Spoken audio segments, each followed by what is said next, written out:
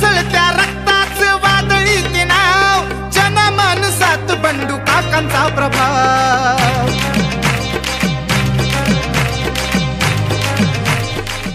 ये हमारे समाज में आवाज कब उठेगी? आवाज उठना चाहिए। महापुरुष महामानव राष्ट्रमाता या सर्वांना किंवा वंदन। सळसळत्या रक्ताचं वादळी ते नाव, तुम्ही ज्या मतदानाचा प्रचार करताय मंत्री महोदयाचा, त्या मंत्री महोदयाला विचारा 20 वर्ष डॉक्टर बाबासाहेब आंबेडकरांच्या पुतळ्याला का लागली? या पुतळ्याला 20 वर्ष लागण्यासाठी कारणीभूत कोण आहे? बोला छत्रपती शाहू फुले आंबेडकरांचा। आज या ठिकाणी 2024च्या विधानसभा निवडणुकीच्या निमित्ताने होऊ घातलेल्या निवडणुकीला कपिलजी अय्यर साहेब, खरे साहेब, त्यांचे सर्व सहकारी यांचा पाठिंबा जाहीर करण्याचा मेळावा या ठिकाणी संपन्न होतो। या मेळाव्या प्रसंगी कपिलजी अय्यर साहेबांवर प्रेम करणार, या ठिकाणी त्यांच्या निवडणुकाचा आणि पाठिंबा जाहीर करण्याचा आदर करणार इथे उपस्थित असलेले सर्व सहकारी, माता भगिनी, तरुण मित्र या सगळ्यांना कपिलजी अय्यरच्या हाकेला साथ दे या ठिकाणी उपस्थित राहिला। मी आता सगळ्यांचं मनपूर्वक सर स्वागत करतो, खूप खूप आभार मानतो आणि धन्यवाद। जन्मलेले सर्व संत महापुरुष महामानव राष्ट्रमाता या सर्वांना किंवा वंदन। व मंचावर उपस्थित सर्व मान्यवर आणि या मालेगाव विधानसभा 115 क्षेत्रात अपक्ष म्हणून उमेदवारी करणारे सर्वांचे लाडके आदरणीय बंडू काका बच्चाव व मंचका समोर उपस्थित माझा सर्व युवा वर्ग, सर्व ज्येष्ठ श्रेष्ठ माझ्या माता भगिनी यांना सर्वांना माझा मानाचा क्रांतिकारी जय शिवराय।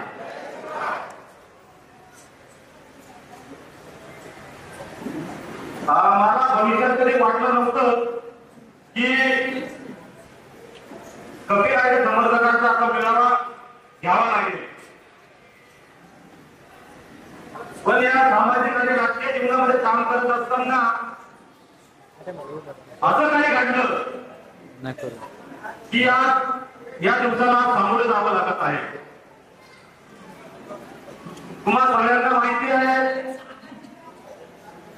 सध्या नेते आदरणीय बाळासाहेब आंबेडकर यांनी 3-4 वर्ष आधी 4.5 वर्ष आधी आपल्याकडे जिल्हाध्यक्ष पदाची जबाबदारी दिली होती आणि ती जबाबदारी यशस्वीरित्या, स्वाभिमानीरित्या आजपर्यंत ही चळवळ आपण खांद्यावर घेऊन ती पार पाडली।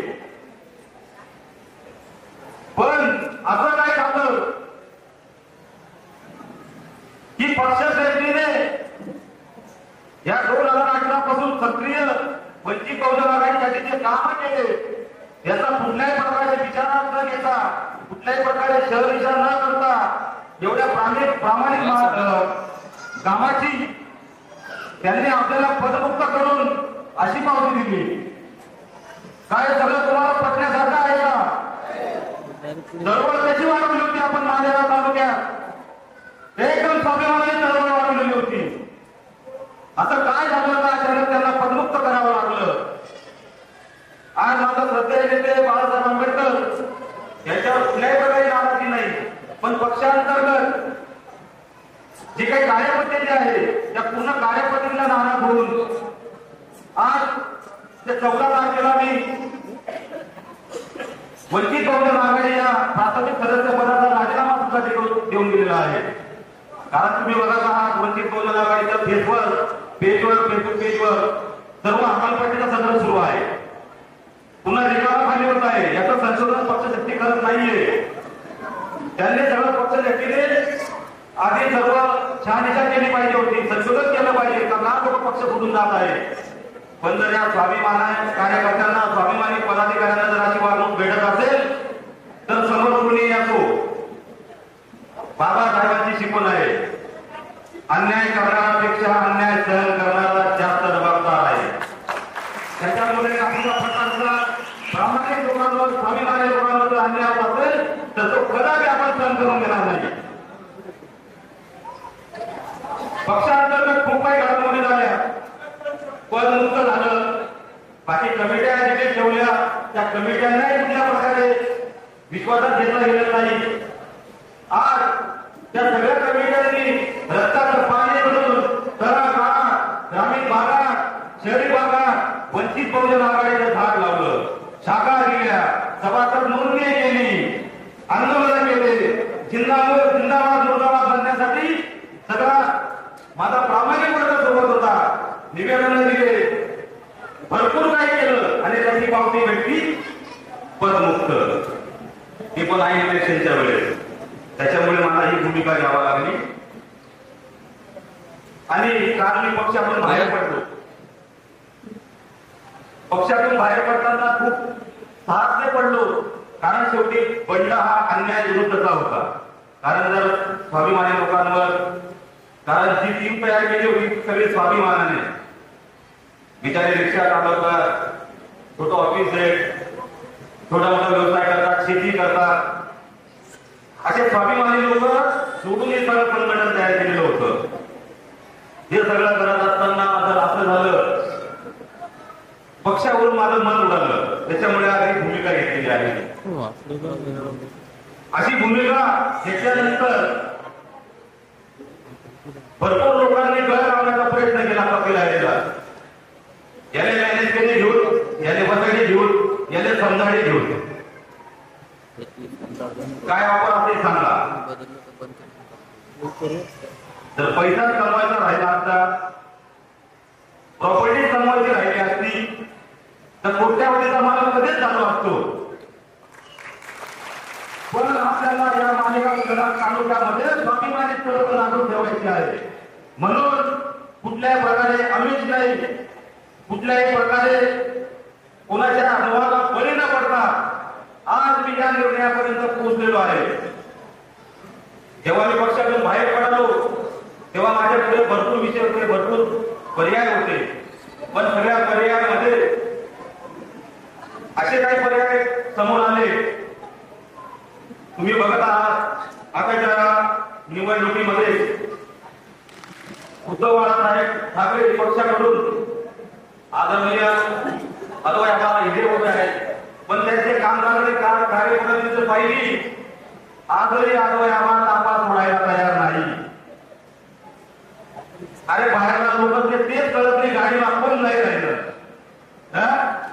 बाहेरला लोक तरी कळत पाहिजे, गाडी मागून नाही राहिलं म्हणजे बाकी नाही ना लोकली फिरायला. काही कार्यपद्धती आपल्याला आवडलेली नाही, भरपूर काही असं काही मान्य नाही, त्याच्यात वैचारिक दृष्टिकोन नाही, सामाजिक बांधिलकी नाही, दुसऱ्या उमेदवारांची गोष्ट घेण्याचं झालं तर सन्माननीय राज्याचे बांधकाम मंत्री, जिल्ह्याचे पालकमंत्री सन्माननीय दादासाहेब भुसे, कार्यपद्धती पाहिली. इथून आधी आम्ही दादासाहेबांसाठी भरपूर मेहनत केली होती. आविष्कार भाऊ आमचे लहानपणाचे संबंध भरपूर मेहनत त्यांच्यासाठी केली. या सगळ्या करत असताना विकास हा 20 वर्षात केला नाही, कुठेतरी वाढलं का आता विकास करण्याची वेळ आहे. तो विकास 1-3 वर्षात केलेला दिसतोय. 10 एवढ्या वर्ष विकास का केला नाही यांनी. आपले काही समाज बांधव म्हणतात का पुतळा उभारा, साहेबांना उपकार होईल या. पुतळा उभारा, साहेबांना उपकार होईल या. आता याचे कोण सांगेल का त्या 20 वर्षाला पुतळाला जिंकवून तुमले समाज आतापर्यंत निवडी दिला कोणी पुन्हा रोखला नाही करे. उलट बाबासाहेबांचे मानणारा वर्ग जे ज्याचे विचारधारा मानायचे त्यांना जीववर तुम्ही आजपर्यंत सत्ता होती. सगळं करत असताना 20 वर्ष झाले. विकासाचं विजन जे असलं पाहिजे होतं ते झालं नाही.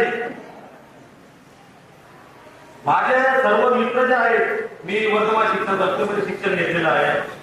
आज रोजगारासाठी सगळे कोणी पुण्याला आहे, कोणी नाशिकला आहे, कोणी मुंबईला आहे. रोजगार नाही इथे. उच्च शिक्षणासाठी सोय सुद्धा नाही. रोजगार तर नाही पण शिक्षण घ्यायचं तर मुंबई पुण्याचे काम करावं लागते. ते सुद्धा या तालुक्यात झालेलं नाही. जे शिक्षित झाले, जे शिकले, नोकरीसाठी गेले आणि जे माझे बांधव युवक उरले त्यांच्या हातामध्ये चॉपर गन देण्यात आल्या. हे योग्य आहे का? योग्य आहे का हे चॉपर आणि गन? इथून आली होती का गुन्हेगारी? मग या गुन्हेगारीला प्रोत्साहन कोण देत आहे?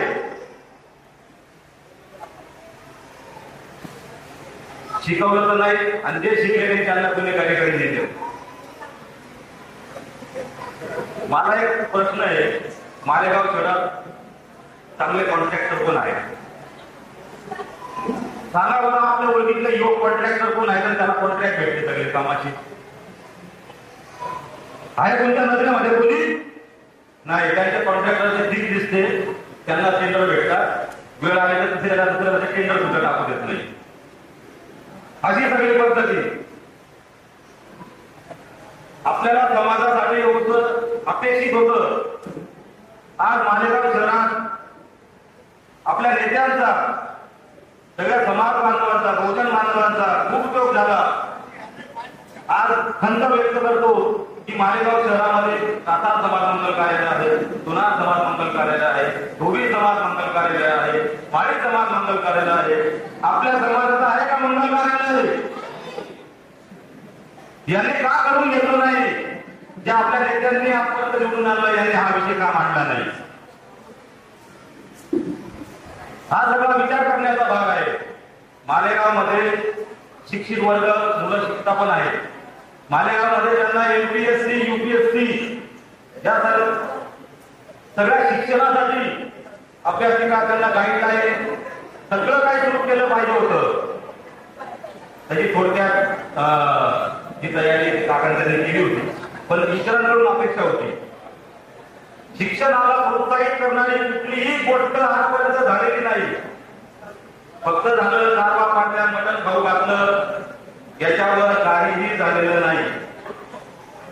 मालेगाव जिल्हा निर्मितीचा जो विषय होता, कुठे काय झाला तो विषय? झालं ना 20 वर्ष का अजेंड्यामध्ये तो विषय नाही मालेगाव जिल्हा निर्मितीचा? कुठे गेला तो विषय? मोठे मोठे शब्द दिले होते मालेगाव जिल्हा निर्मितीचे, का झाला नाही जिल्हा?